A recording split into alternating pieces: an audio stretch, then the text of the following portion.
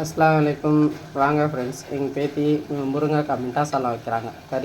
கறி சால்லாம் ஸ்டைலில் பாருங்கள். எண்ணெய் ஊற்றியாச்சு, வெங்காயம் கொஞ்சம் போட்டு வதக்கியாச்சு, தக்காளி போட்டிருக்கு. மிளகாத்தூள் போடுமா, காஷ்மீரி மிளகாத்தூள் கொஞ்சமாக போடு. போடு. இப்போ தனி மிளகாத்தூள் கொஞ்சம் போடு. இந்த மிளகாத்தூள் ஒரு ஸ்பூன் போடு. நிறைய அள்ளி போடு. போடு. அவ்வளோதான். இது கொஞ்சம் வதங்கட்டும். சால்ட்டு போடு. அது கொஞ்சம் நல்லா வதங்கணும். வதங்கி எண்ணெய் பிரிஞ்சு வர்றப்போ அதுக்கப்புறமா முருங்கைக்காய் போட்டுக்கலாம்.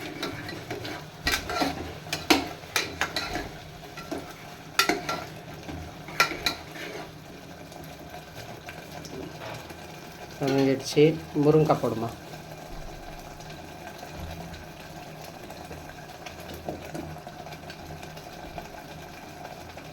டக்குன்னு போடுமா அல்லி.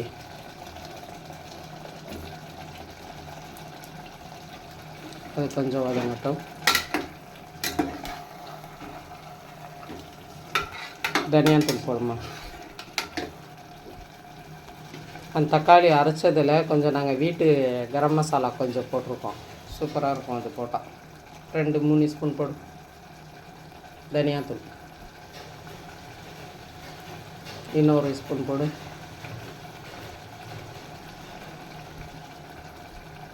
இது வதங்கட்டும். வதங்கின பிறகு அப்புறம் மிச்சம் தேங்காய் அரைச்சி ஊற்றணும் வடிகட்டி.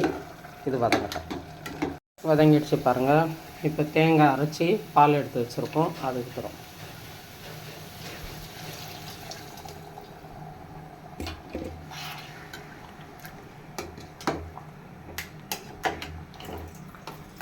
இது அப்படியே கொஞ்சம் கிளறி விட்டுக்கலாம். இன்னும் கொஞ்சம் தண்ணி சேர்த்துக்கலாம்.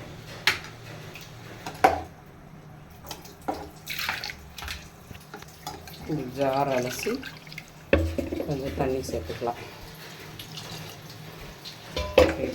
உப்பு எப்படி இருக்குது பாருமா.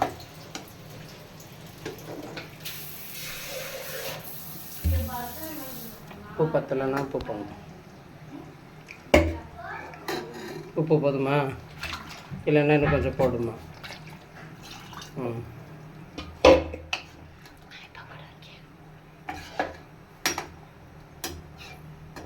கொஞ்சம் உப்பு போடுமா. இது நல்லா வேகட்டும். முருங்கைக்காய் வெந்த உடனே பார்த்துக்கலாம்.